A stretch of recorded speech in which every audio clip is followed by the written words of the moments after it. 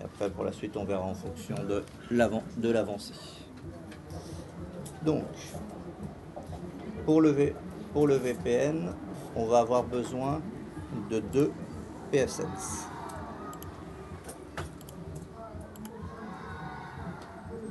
Un premier, et donc chacun, on va faire là avec 2 cartes.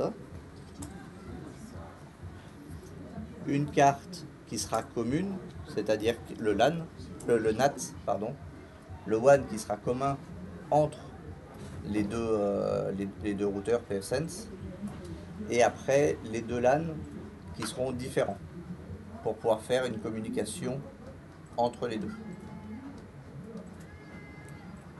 Parce que du coup, on va faire un tunnel entre les deux réseaux WAN.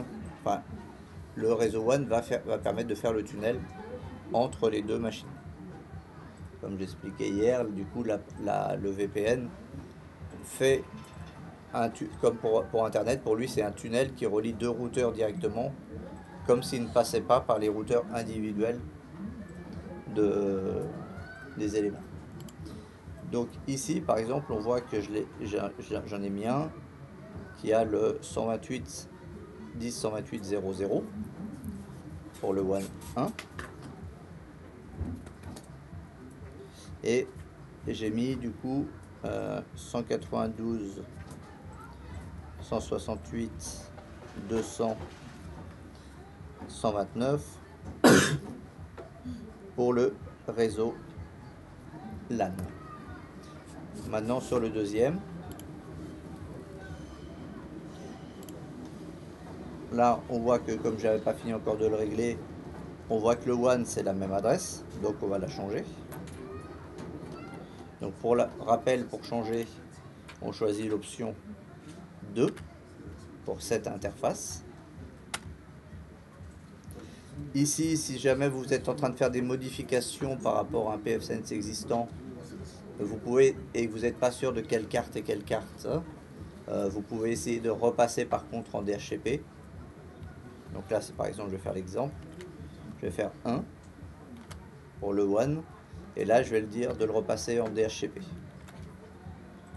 Mais pas de DHCP V6. J'explique pourquoi.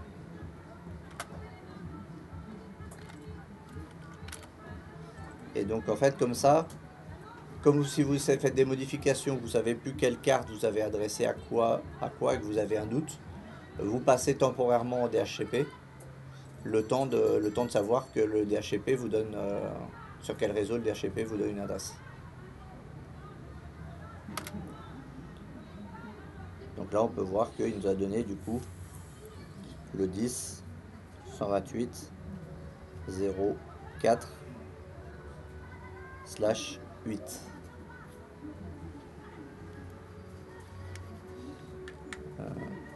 Je crois que j'ai... si je l'avais mis ou pas l'écran. Oui. J'ai mis l'écran. Ça, le micro cassé. Et là, l'écran cassé. Oui, une fin de question. Ok. Et ensuite, du coup, là, le LAN, normalement, je l'ai reconfiguré, mais comme on était en statique précédemment, bah, pour être sûr que j'ai bien reconfiguré le bon, je vais le passer aussi en DHCP. Donc là, je prends l'interface 2 maintenant. Je fais yes. Je veux pas de DHCP pour l'IPv6. Et je reste en HTTPS.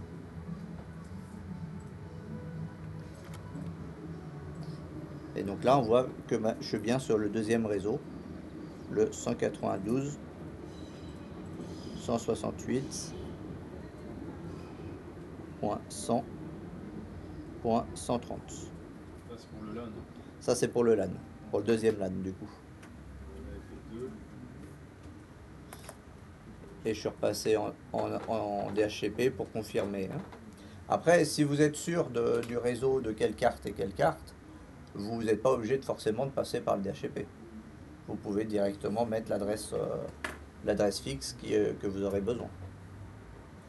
Mais là, comme du coup, c'était une machine que je remodifiais, que j'ai pas créé de zéro, normalement j'étais à peu près sûr de mon coup, mais je préférais pour revérifier comme ça.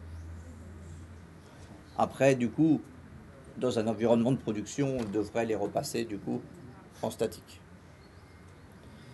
Ici, comme le bail est assez long et tout, on va pas. Pour l'exercice, on va le laisser tel quel.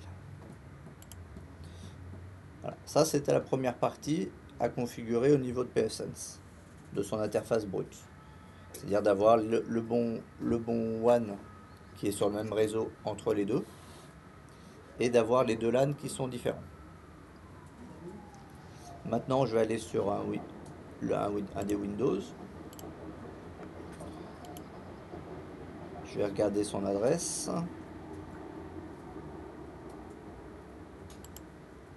C'est me laisse la main.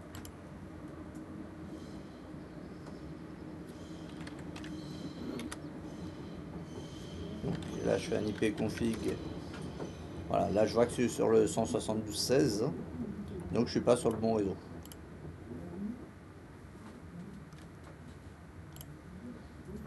Donc, je vais aller modifier ça.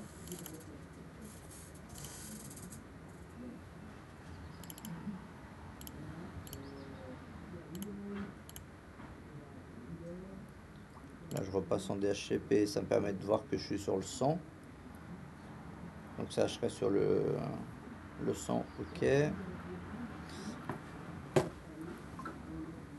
Ça, c'est bon.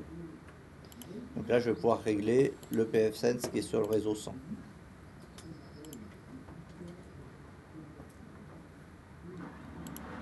Donc là, j'accède à l'interface avec 192.168.100.130.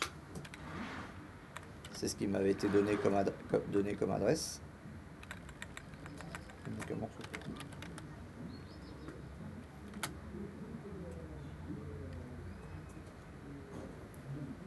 Voilà. Bien sûr, il me dit que c'est pas privé. Donc là, je me connecte.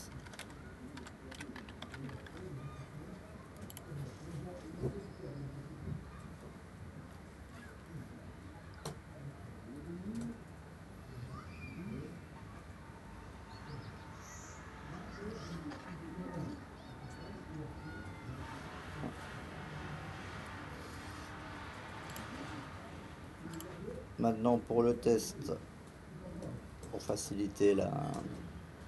Non, c'est pas ça. C'était le pare-feu que je voulais. Parce qu'on a fait passer des choses et tout dans certains sens. Donc pour aller plus vite, on va tout supprimer.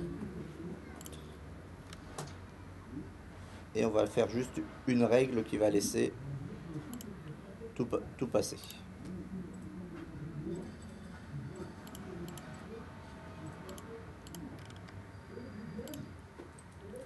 Bien sûr, après, normalement, il faut affiner les choses.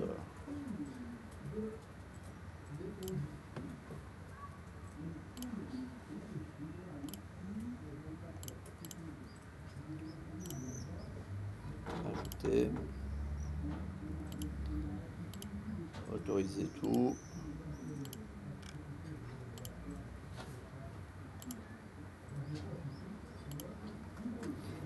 Voilà, comme ça, là, on sait qu'on n'est pas bloqué. Voilà. Maintenant, pour configurer le VPN, on va aller en haut là, il y a marqué VPN directement. Et le VPN qu'on va configurer, ça va être l'IPsec.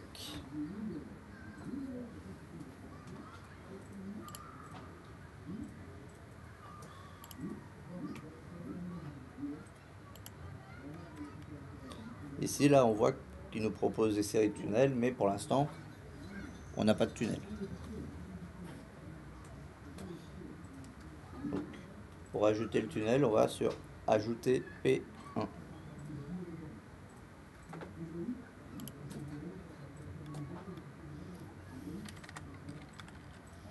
Tunnel 100 ou 200. Ça, c'est juste pour se repérer. Donc là, je dis que du coup, je vais faire il va servir pour faire un tunnel entre le réseau 100 et 200. Le type de clé, on laisse sur IKEA V2. Protocole, on va servir du d'IPv4. Ça va passer par le WAN. Et là, c'est là qu'il faut faire attention à ne pas se tromper. La passerelle distante, il faut mettre l'adresse du pfSense où vous voulez aller. C'est un peu comme la route statique, il faut mettre le next hop. Ça revient au next hop de la route statique. Donc là, par exemple, on est sur le 100. Et donc du coup, la passerelle d'après, c'est le 10.128.0.0.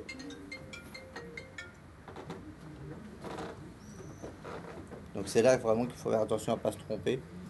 C'est celui d'après qu'il faut, la passerelle d'après qu'il faut mettre.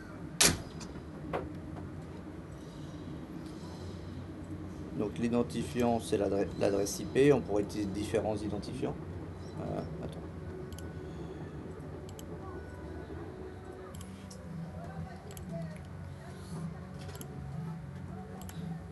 Donc voilà, là il y a plusieurs possibilités. Là on va rester sur les simples via l'adresse IP.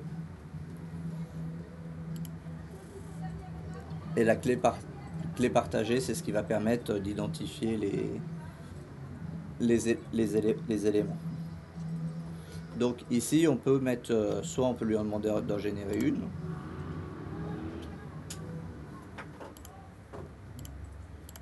soit on pourrait mettre une clé. Et sachant que comme du coup elle est pré-partagée, c'est lui qui va la transmettre directement, il n'y a pas besoin de transmettre à la main. Oui. La clé pré-partagée, c'est la clé publique. Oui, c'est le mélange de clés, c'est ce qui va servir avec les publics pour vérifier.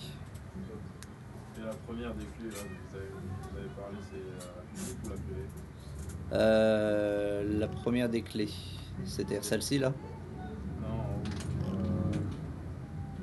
Ah, là, ça c'est la version pour l'échange des clés. C'est la reconnaissance de certains types de clés. Si tu prends le protocole plus ancien, il y a certaines clés qu'il ne va pas reconnaître parce qu'elles sont trop haut niveau pour lui. Donc ici, on retrouve l'algorithme, donc là, l'AES que je vous parlais. Donc ici, on va le passer en 256. La hauteur de la clé, on va la laisser en 128. Et c'est ici qu'on retrouve, au niveau du hachage, le 2048 bits que je vous parlais. C'est pour ça que je dis que en général, les bases, c'est AES 256 et 2048 bits. Parce qu'il y en a un, c'est l'algorithme, et l'autre, c'est le hachage de la clé.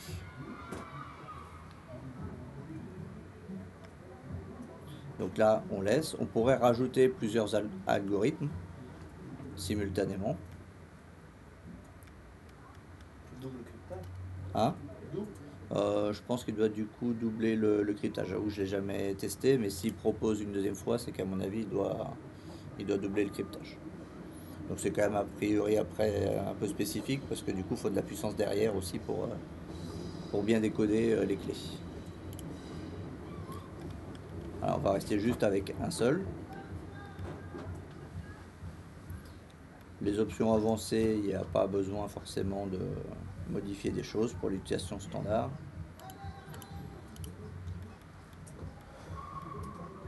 Tout ça, on peut le laisser. Et on fait enregistrer.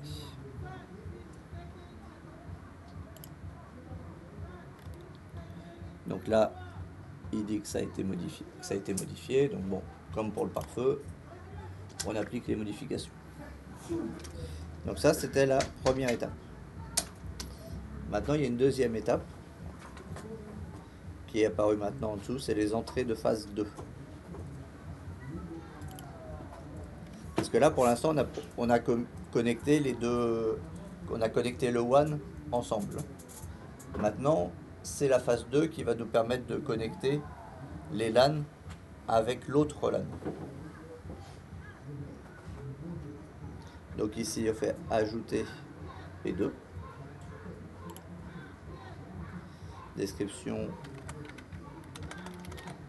LAN 200, 200 par exemple.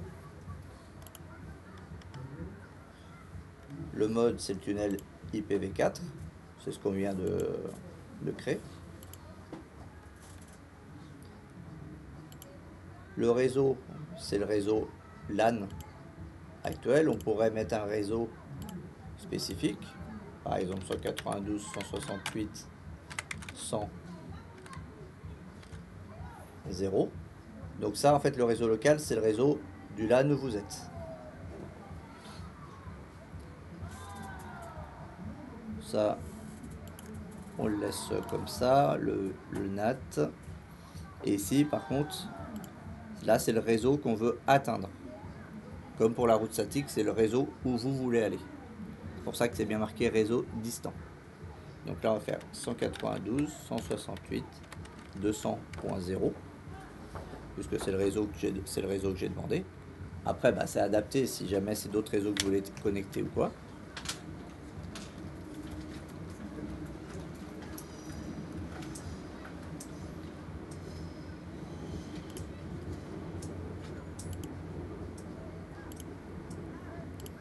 Donc là, on précise qu'on est en AES 256 bits.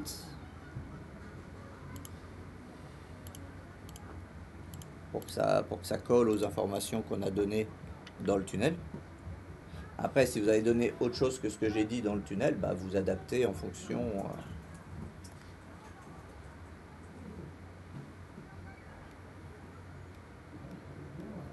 Là, on est toujours à 248 bits pour les clés.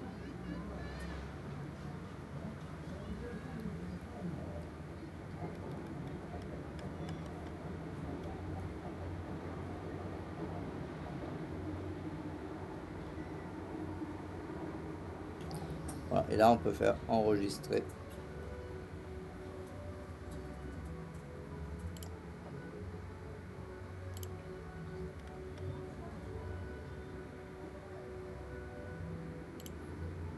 Et là, on retrouve comme ça nos éléments avec la passerelle distante, le réseau où on est, le réseau distant, et on retrouve les différents éléments du protocole.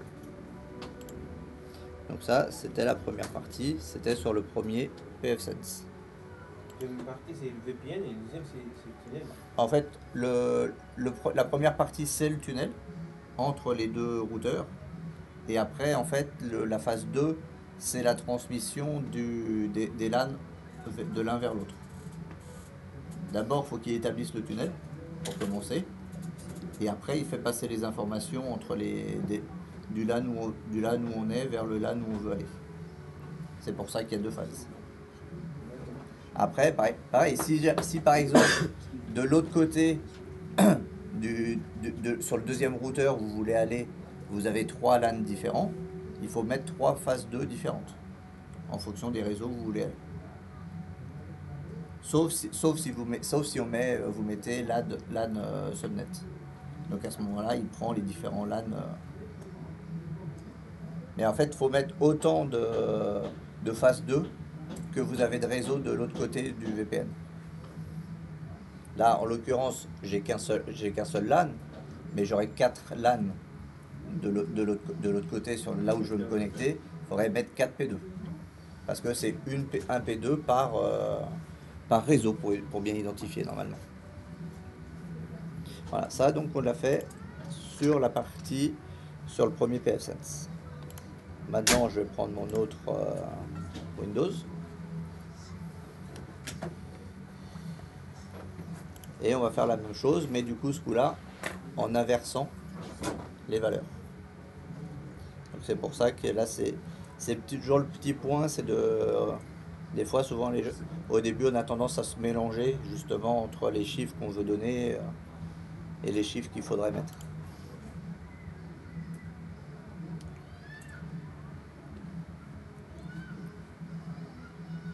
Qui veut bien démarrer.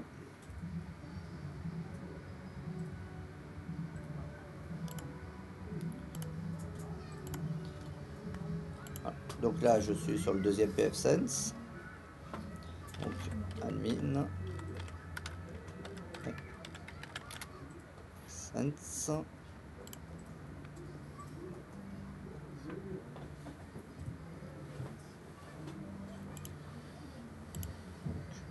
Pareil, comme tout à l'heure, je vais aller dans les règles.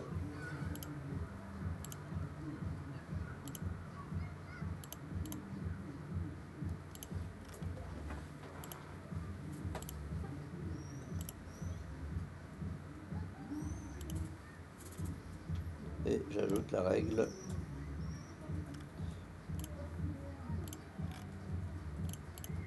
Ça n'a pas le problème d'hier où on s'était retrouvé bloqué avec les mises à jour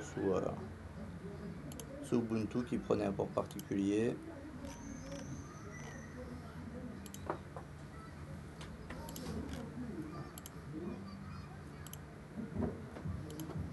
Voilà. Donc, on retourne sur le VPN, IPsec, comme tout à l'heure. On crée le tunnel. Tunnel 200-100. Après le nom, vous pouvez mettre vraiment ce que vous voulez, hein. Il n'y a aucun problème avec ça.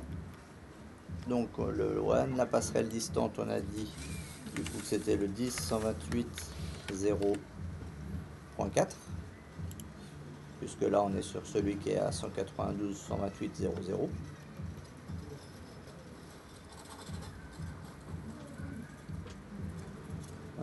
Ah oui, là du coup j'aurais pas dû la préprogrammer, c'est pas grave, je vais faire un copier-coller parce que je peux. Parce que du coup il faut que la clé soit identique. L'adresse de passerelle, Entre les- c'est celle qui est sur le PF5.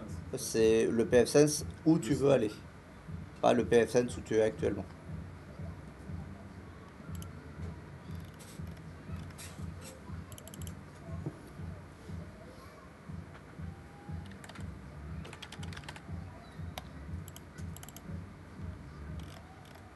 Voilà, je change pour un truc court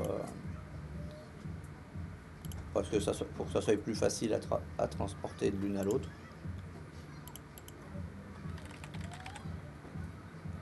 Bien sûr, plus la clé est longue, plus c'est protégé.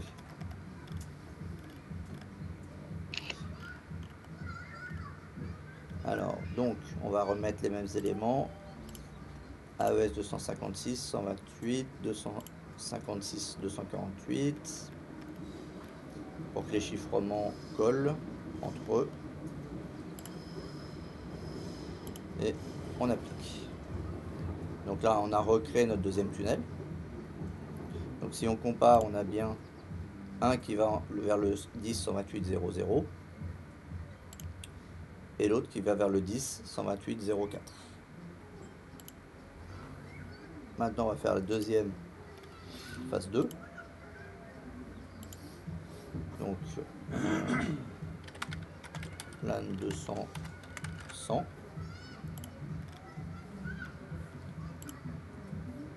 Mettre le réseau où on veut aller. 100, non, le réseau local, pardon. 200, 0. Le réseau où on veut aller. 192.168.100.0. Et ici, vous voyez qu'il y a un réseau ou adresse. On pourrait viser même une adresse en particulier si on voulait, pour accéder via le VPN. Donc, dans le cas réel, En général, c'est plutôt au niveau d'une réseau d'une entreprise, donc c'est plutôt l'adresse du réseau qu'on va utiliser. l'adresse publique de l'autre. Oui, c'est ça. Faut que parce que théoriquement, comme c'est sur Internet, s'ils arrivent à communiquer ensemble, à la base, du coup, tu peux utiliser les adresses publiques, effectivement. Mais là, du coup, on peut pas le faire parce qu'on en a qu'une, on n'a pas de ligne Internet pour faire le test. Mais le principe, effectivement, c'est ça. C'est qu'à la place du WAN, vous mettrez les adresses qui vous ont été données par votre fournisseur d'accès. Parce que comme du coup, ils sont sur Internet, c'est censé communiquer ensemble, les adresses publiques, du coup. Donc voilà, le réseau. Donc on a dit 256, 128, AES 128, SHA 256, 2048.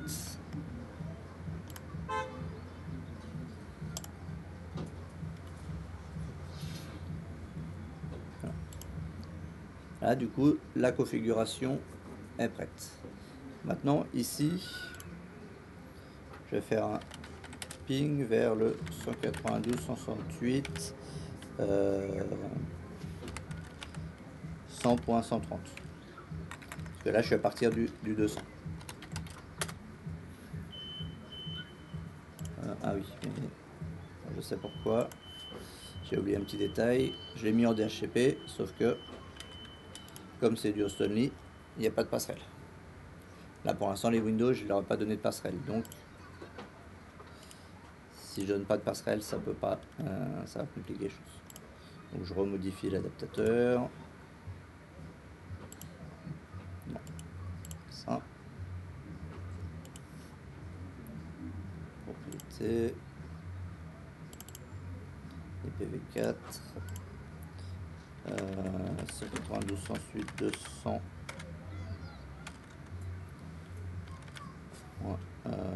140, de toute façon c'est pas grave parce que si je bouge l'adresse, c'est pas grave parce que j'ai de codonner le réseau directement. 192, 168, 200 et lui c'est 129.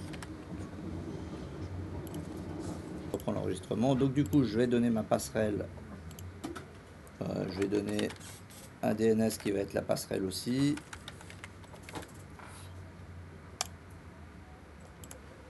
Déjà là je vais plus être en défaillance générale.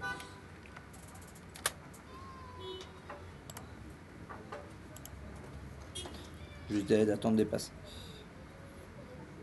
Je vais faire la même chose du coup ici parce que si je refais un ipconfig, on voit que je n'ai pas de passerelle.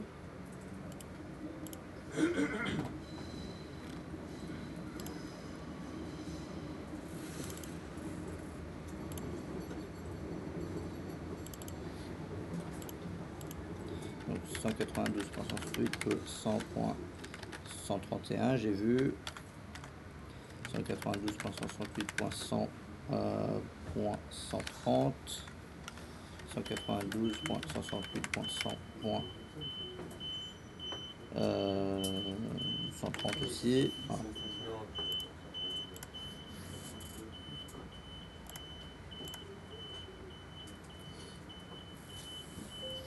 Et normalement, il a bien la passerelle. Donc là, je vais faire l'inverse, je vais faire un ping-t 192.168 200.129 qui est du coup sur le réseau opposé. Donc on voit que là, il n'y a pas de, il y a rien qui se passe. Parce qu'effectivement, on a créé le tunnel, mais on ne l'a pas encore lancé.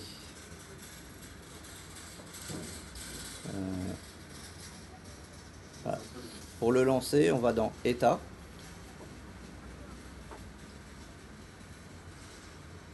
IPsec.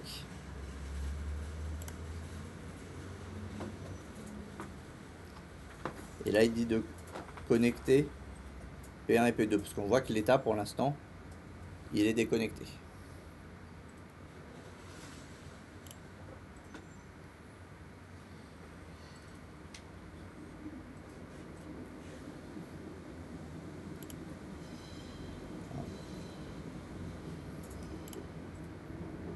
P1.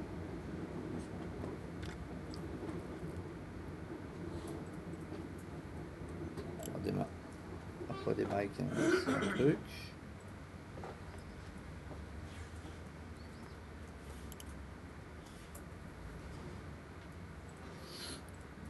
Ok, pourquoi il veut pas? Non, je vais essayer de lancer l'autre. Je vais essayer de lancer à partir de l'autre. Non, celui-là. Donc état IPsec.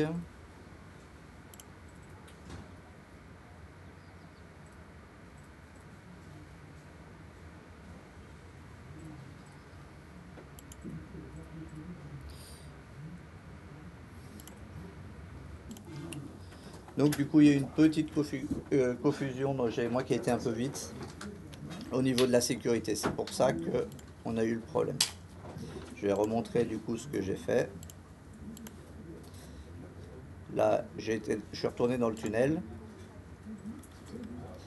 Et au niveau de la sécurité, c'était pas AES 256 GCM qu'il fallait, parce que ça doit correspondre à un mode un peu plus avancé où il fallait d'autres éléments. Et en fait, il fallait mettre AES tout court et passer à 256. Et donc ça, du coup, il fallait le modifier des côtés du tunnel et du côté du P2. Et là, quand j'ai fait ça, donc AES 256, tout court. C'est pas GCC. Sur les deux, Ouais, sur les deux, de chaque côté. et après 256. Oui, pareil, à chaque fois AES 256 bits. Parce que du coup, il faisait la connexion, mais il trouvait pas, il y avait un problème de certificat, d'authentification au niveau de l'algorithme. Donc du coup, il coupait la connexion. Mais il rentrait quand même en contact les deux pour établir le tunnel, mais comme il y avait un élément de sécurité qui ne lui plaisait pas. Du coup. Et donc là maintenant, si on retourne dans l'état de l'IPsec, on voit bien que on est connecté. J'ai juste un truc que j'avais pas totalement réglé, c'est que si je fais un ping vers le 129, il y arrive pas. Et vers la machine 140, il n'y arrive pas non plus, il dit que le temps est dépassé. Là, il y a un autre truc. Mais pour prouver que ça marche, là, le raisonnage, lui, son pfSense, c'est le 10.128.0.0. Et donc là, par contre, si on fait l'autre côté, on voit que c'est bien connecté. 10.128.0.4. Là, on voit que ça communique. Il y a juste un truc, là, j'ai pas de pare-feu, j'ai rien dans Windows. Il y a un truc qui lui plaît pas. Mais normalement, avec le ping, on voit bien qu'il y a des échanges, puisqu'il fait des éléments quand même, il envoie des éléments entre les pfSense. Mais il y a juste un détail pour finir, que là je ne comprends pas pourquoi il veut pas m'afficher. Et même dès le début, normalement, il aurait dû dire réseau introuvable, mais là il le met pas. Alors que pourtant on a tout avancé et tout. Et donc voilà, le principe du coup du pfSense pour le régler et du VPN, parce qu'après là on le fait sur pfSense, après ça va dépendre la présentation va dépendre de chaque fournisseur de VPN, comment ils gèrent leurs choses.